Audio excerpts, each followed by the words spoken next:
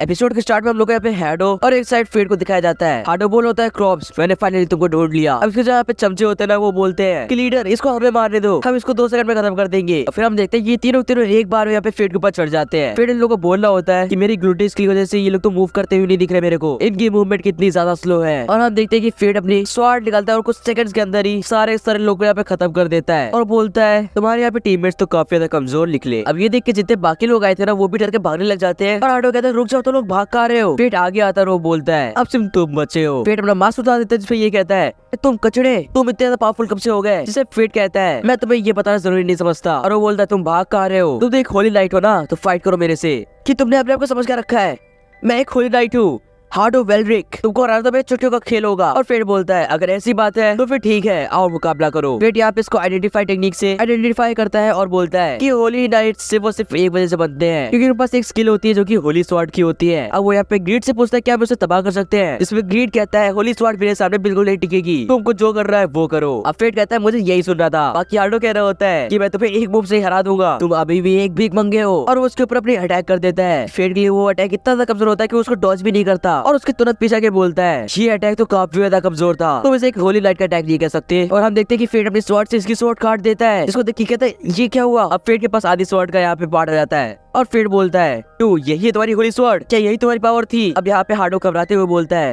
हे मेरी होली स्वॉर्ड ये तुमने कैसे करा, तुम तो एक कचड़े हो। अब फेड उसका आधा पार्ट नीचे फेंकता और बोलता है इसको उठाओ नीचे से। यहाँ पे हार्डो कह रहा होता है मुझे माफ कर दो, हम लोग अभी भी सब कुछ ठीक कर सकते हैं। और वो यहाँ पे फेड के सामने अपनी लाइफ की भीख मांगने लग जाता है और वो कहता है कि मैं सब कुछ ठीक कर दूंगा, मैं माफी मांगता हूँ। फेड उसको उठाता है और वो बोलता है कि एक टाइम पे मैंने भी ऐसा ही कुछ कहा था, और उसको यहाँ पे पेड़ पे लाके ठोक देता है। इसपे हार्डो काफी ज्यादा डर चुका था और वो एकदम हिम्मत हार चुका था। हार्डो देख के फेड बोलना होता है कि जब तुम्हारे पालतू कुत्ते यहाँ पे बिगड़ जाए तो उनको कुछ इस तरह सबक सिखाना चाहिए, ये तुमने ही मुझे बताया था ना, तो अब भुगतो। और हम देखते हैं फेड उसको एक जगह फेंकता है और ग्रीड को वो अपने फर्स्ट लेवल पे इवॉल्व करता है और वो अपने यहाँ पे अल्टीमेट एबिलिटी को यूज कर लेता है। हम देखते हैं जिससे हार्डो काफी ज्यादा बेइज्जत हो जाता है और वो सिर्फ अब अधमरा टाइप का हो चुका है। फेड हार्डो के पास आता है और हार्डो बोलता है तुमने मुझे जिंदा क्यों छोड़ा है, मार दो ना। अब फेड कहता है तुमने अपनी इस गंदी से चाल में रॉक्सी को भी फंसा लिया। जिसपे हार्डो यहाँ पे बहुत घबराते हुए बोलता है कि रॉक्सी ने ये सब अपने से चूज करा है, हमने उसको गैलिया में इनवाइट नहीं करा था, वो खुद से आई थी। फेड बोल रहा होता है हाँ क्योंकि वो ऐसी ही है, वो हमारे ह्यूमन को यहाँ पे प्रोटेक्ट करना चाहती है। हार्डो बोल रहा होता है मुझे तुम छोड़ दो, मैं यहाँ पे रॉक्सी को एक्सपेल कर दूंगा और वो उस ऑर्गेनाइजेशन में और नहीं रहेगी और रॉक्सी सेफ हो जाएगी। जिसे फेड बोलता है माफ करना, लेकिन तुम्हें मैं इसलिए मार रहा हूँ ताकि मैं अपना रिवेंज ले सकूँ, ताकि रॉक्सी के लिए। और वो इसको यहाँ पे मार देता है। इसको मारने के साथ ही यहाँ पे फेड की ग्लूटी स्किल एक्टिवेट हो जाती है और अब जो होली स्वॉर्ड की पावर अभी हार्डो के पास थी अब वो फेड के पास आ चुकी है। यहाँ पे ग्रीड कह रहा होता है कि अब तो मुझे सेकंड लेवल पे इवॉल्व कर सकते हो, क्या तुम करना चाहोगे। सिर्फ फेड बोलता है हाँ कर लो। और हम देखते हैं कि ग्रीड यहाँ पे इवॉल्व होना स्टार्ट हो जाता है, ये इसका सेकंड लेवल होने वाला है। और हम देखते हैं कि ये एक बहुत ही तगड़ी साहित्य में कन्वर्ट हो जाता है। तुम लोगों ने ये देखा ही होगा, ग्रीड बताता है कि ये वेपन इतना ज्यादा शार्प है कि कोई भी चीज काट सकता है। नेक्स्ट में हम लोग यहाँ पे रॉक्सी देखते हैं जो कि यहाँ पे गैलिया के लिए निकल रही होती है और हम लोग देख रहे होते हैं कि यहाँ पे थर्ड फैमिली के सारे लोग आए हैं। यहाँ पे सारे सर्वेंट्स ही होते हैं। रॉक्सी कह रही होती है फिक्र मत करो, सिर्फ 3 साल की बात है, देखते देखते 3 साल कब बीत जाएगा मालूम भी नहीं पड़ेगा। वो यहाँ पे फेड के पास आती है और वो बोलती है फेड। अब फेड यहाँ पे उससे कुछ कहने वाला होता है, तभी वो अपनी ग्लूटी स्किल को याद करता है और वो नहीं कहता। अब यहाँ पे रॉक्सी कहती है कि हम बहुत ही जल्द वापस मिलेंगे, तो प्लीज मेरी फिक्र मत करना। जिसे फेड कहता है कि हाँ मुझे पूरा विश्वास है और वो यहाँ पे रॉक्सी को बेस्ट ऑफ लक करता है उसकी जर्नी के लिए। अब यहाँ पे हम लोग देखते हैं रॉक्सी अपने सारे सामान के साथ इस अपने घर को अपने कैसल को छोड़ के चली जाती है गैलिया में, जो कि एक टाउन है। अब हमें मालूम पड़ता है कि फेड को एक लेटर आया है जो कि उसको यहाँ पे रॉक्सी ने दिया था। फेड यहाँ पे पूछता है ये लेटर क्या है।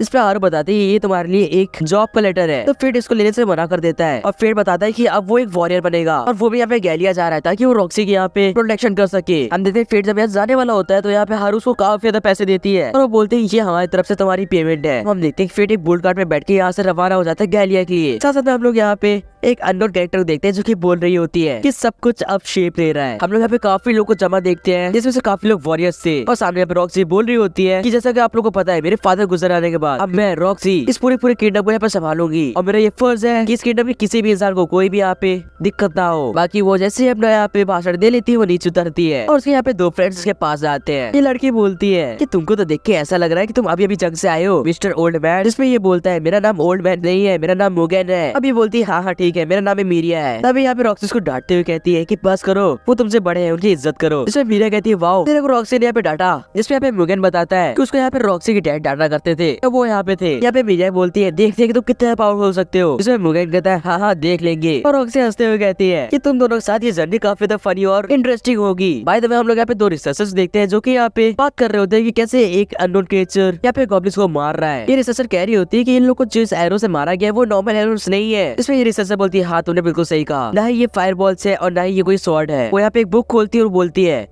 ये देखो ये इस मैजिक बुक का कमाल है। इसके पूछने में ये क्या है ये रिसर्चर बताती है ये एक मॉर्टल टाइप की एक लेजेंडरी वेपन है जो कि अपना यहाँ पे रूप भी चेंज कर सकती है। अब हम यहाँ पे करंट सीन में आते हैं जहाँ पे फेट जो होता है अपनी डेस्टिनेशन में पहुंच जाता है। फेट बताता है कि ये जिस जगह पे आया है ना ये मर्चेंट्स का काफी बड़ा मार्केट है, मतलब यहाँ पे चीजें बेची जाती है सबसे ज्यादा। और फेट बताता है कि इस टाउन का नाम है टेट्रा। फेट बता रहा होता है कि काफी चीजें बदल चुकी है लास्ट टाइम जब मैं आया था तब से। अब गिट पूछता है क्या तुम यहाँ पहले भी आ चुके हो, क्या तुम यहाँ पे रहते थे। जिसे फेट बताता है हाँ 5 साल पहले मैं यहाँ पे आया था। और यहाँ पे एक फ्लैशबैक दिखाया जाता है जहाँ पे फेट को सारी लड़के और सारे लोग मार रहे थे ये कहते हुए कि तुम किसी काम के नहीं हो, निकल जाओ यहाँ से। अब फेट एक कैरिस के पास आता है और वो पूछता है क्या ये यहाँ पे गैलिया जाएगी। इसमें ये आदमी मना कर देता है। अब ये लोग लौटते हुए जा रहे थे तभी ग्रीड बोलता है कि तुम्हें यहाँ पे रॉक्सी प्रोटेक्शन करने की कुछ ज्यादा ही जल्दी हो रही है। अब फेट इसमें गुस्सा होता है बोलता है चुप हो जाओ। इसे पीछे वाला बंदा सुन लेता है और फेट यहाँ पे माफी मांगते हुए भागता है वहाँ से। तभी फेट के पेट से वापस आवाज आती है जिसमें गिड कहता है कि हमें कहीं रुक के खाना खा लेना चाहिए, साथ साथ में हम इतनी अमेजिंग जगह आए हैं तो तुम मेरे यहाँ पे मरम्मत भी करवा देना। बाकी हम लोग यहाँ पे एक वेटर को देखते हैं जो कि सामने बैठे वॉरियर से यहाँ पे रिक्वेस्ट कर रहा होता है। तभी ये वॉरियर इसके जितने पैसे रहते हैं उसको ठुकरा देता है। हम देखते सारे पैसे नीचे गिर जाते हैं और ये वॉरियर बोलता है कि तुम गरीब हो, इतने में क्या ही होगा। ये बंदा ये सारे पैसे बीनने लग जाता है और वो वॉरियर बोल रहा होता है हाँ अगर तुम भीख मांगो तो हम तुम्हारी मदद कर सकते हैं। तभी वहाँ पे फेट आ जाता है, वो बोलता है रुक जाओ। फेट उस वॉरियर को नीचे गिरा देता है। तभी जो दूसरा वॉरियर होता है उसके ऊपर अटैक कर देता है और फेट उसका हाथ पकड़ के मोड़ देता है और नीचे गिरा देता है। इस पे ये वेटर बोलता है थैंक्स आपका,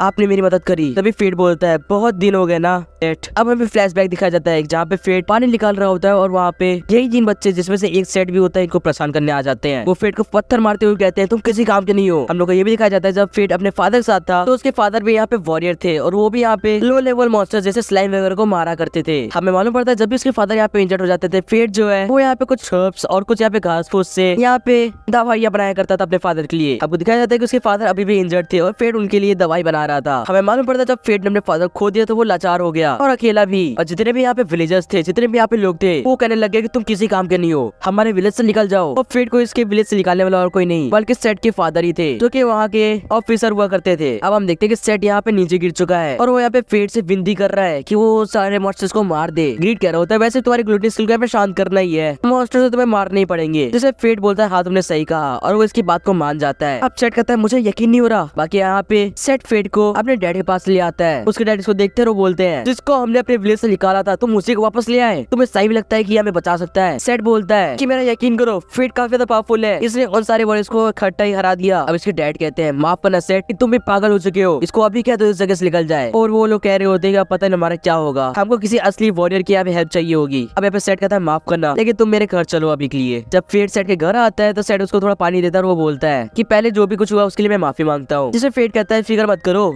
वैसे तुम्हारी वाइफ आ गई वो तो नहीं दिख रही। ये बोलता है एक्चुअली मैं उसको भी वही सारे मॉन्स्टर से मार डाला और मैं इस टाइम अकेला हूँ, मेरी डॉटर है सिर्फ। और हम इसकी डॉटर को देख पाते हैं जो कि बहुत छोटी होती है। सेट बताता है पहले मैं सोचता था मेरे फादर ठीक है लेकिन जब से मेरी ये बेटी हुई है तब से मेरे सोचने का तरीका बदल गया है और मेरी पूरी दुनिया मेरी बेटी में बसती है। इससे फेट कहता है हाँ तुम सच में बदल चुके हो। अब फेट पूछता है क्या तुम मुझे बता सकते हैं कि वो मॉन्स्टर्स कैसे हैं। इसमें सेट बताता है कि ये मॉन्स्टर्स थोड़े से अलग हैं, ये एक्चुअली में उड़ सकते हैं और ये काफी ज्यादा है मतलब झुंड में आते हैं। फेट बताता है मतलब ये तो काफी दिक्कत हो जाएगी। अब सेट बोलता है कि ये मॉन्स्टर्स बहुत ही अजीब है। अभी फेट के पेट से वापस आवाज आती है जिसमें सेट बोलता है कि तुम्हारे पेट से अभी भी आवाज आती है, रुको मैं तुम्हारे लिए खाना लाता हूँ। बाकी उसके जाने के बाद यहाँ पे ग्रीड बताता है कि ये मॉन्स्टर के नाम मैंने सुना है। फेट के पूछने भी कि ये मॉन्स्टर के बारे में तुम क्या जानते हो। ग्रीड बताता है कि इनका नाम जो होता है वो गार्गोलेस होता है और एक ड्रैगन टाइप के मॉन्स्टर्स होते हैं। वो बताता है कि ये मॉन्स्टर्स काफी ज्यादा यहाँ पे चालाक होते हैं और ये कहीं पे भी अटैक करे पहले वहाँ का पूरा नजारा ले लेते हैं ताकि इनको कोई भी दिक्कत ना हो। अब ये बच्चे पूछते हैं कि आप किससे बात कर रहे थे। जिसे फेट बोलता है नहीं मैं अपने से बात कर रहा था और किसी से नहीं। ये बच्ची इसको एक कैंडी गिफ्ट करती है और बोलती है तुम ये खा सकते हो। फेट इस कैंडी खाता है, बोलता है कि चलो जब तक तुम्हारे फादर यहाँ पे गए हैं हम लोग थोड़ा खेल लेते हैं। और हम देखते हैं कि फेट इसके साथ यहाँ पे आर्म रेसलिंग खेल रहा है और जानबूझ के हार रहा है। इसमें ये बच्ची काफी ज्यादा खुश होती है, बोलती है देखा मैं काफी ज्यादा स्ट्रॉन्ग हूँ। तब इस सेट यहाँ पे थोड़ा बहुत खाना ले आता है जो की काफी पुराना होता है और वो बोलता है माफ करना लेकिन हमारे पास यही है। फेट इस खाने खा रहा होता है तभी उसको अचानक से चक्कर आते हैं और वो बोलता है ये क्या हो रहा है और वो अचानक से गिर जाता है। सेट बोलता है क्या हुआ, क्या खाने में कुछ तुमने गलत खाया। इसकी बेटी बताती है कि मैंने उसको कैंडी दी थी जो कि मेरे को ग्रैंडपा ने दी थी थी। कीड बोल होता है बहुत बढ़िया, तुमने इसको बेहोश कर दिया। वैसे वो मॉन्स्टर्स वापस आ रहे हैं। हम बाहर यही गार्गिलियोस को देखते हैं जो कि यहाँ पे एक नहीं बल्कि 3 आ रहे होते हैं। और इसके साथ गाइस ये एपिसोड यहीं पे एंड हो जाता है। आप लोग का एपिसोड कैसा लगा कमेंट से बताना, सब्सक्राइब करो दोस्तों अगले एपिसोड देखने के लिए। बाकी मिलता हूँ नेक्स्ट वीडियो में। Till then good bye.